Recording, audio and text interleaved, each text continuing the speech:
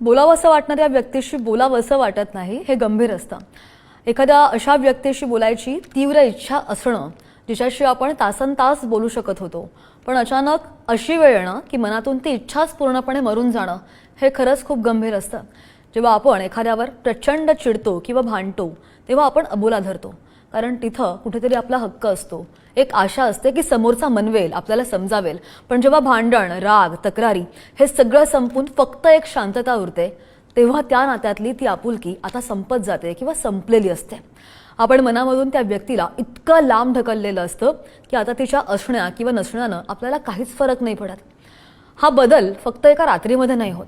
जेव्हा वारंवार आपल्या भावनांची किंमत केली जात नाही, जेव्हा प्रत्येक शब्दाचा चुकीचा अर्थ काढला जातो, तेव्हा माणूस हळूहळू स्वतःभोवती एक भिंत उभी करतो.